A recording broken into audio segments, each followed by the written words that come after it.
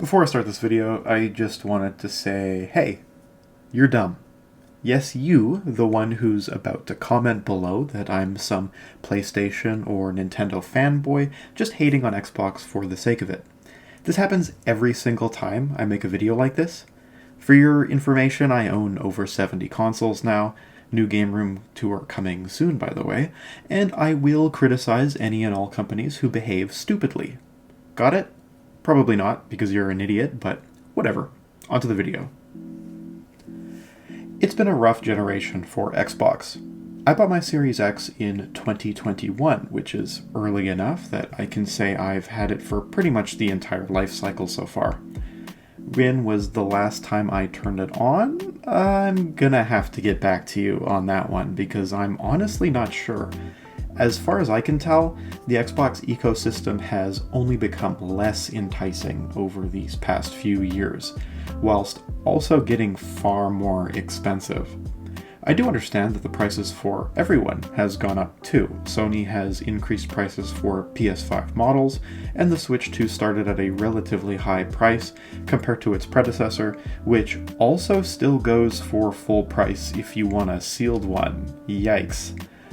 However, Sony and Nintendo can kind of get away with it a bit more than Xbox, in my opinion, because on those platforms you're getting a system with great first-party offerings and at least somewhat enticing service options if you want to go the games as a service route. Also, something I think doesn't get nearly enough attention is storage expandability.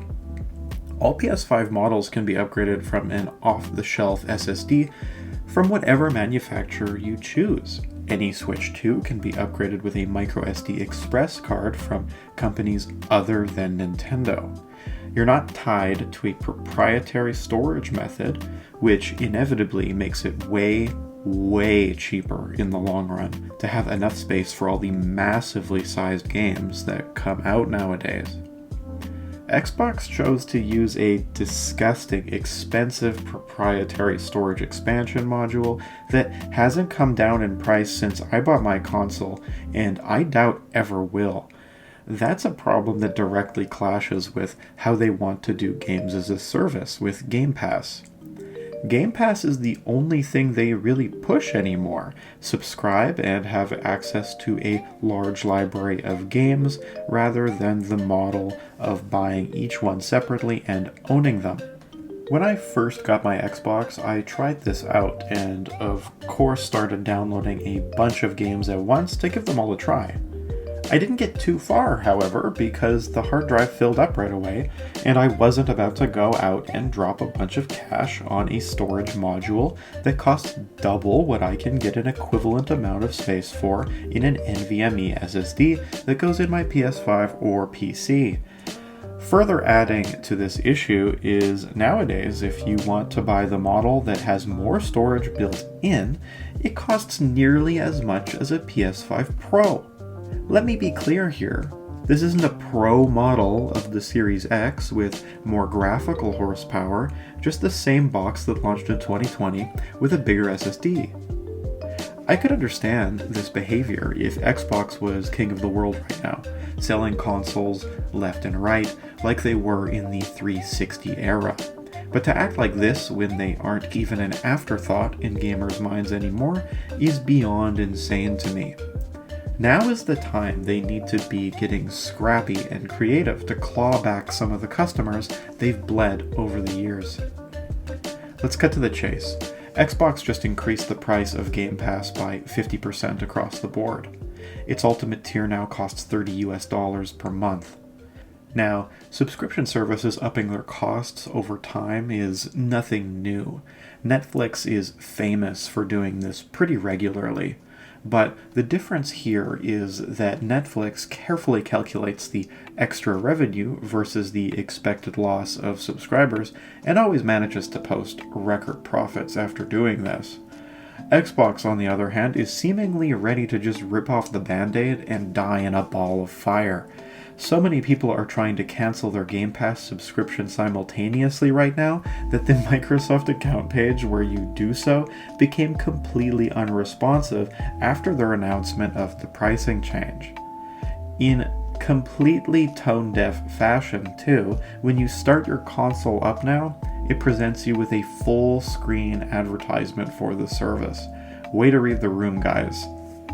Game Pass is not worth anything close to what they're asking for, and people know it.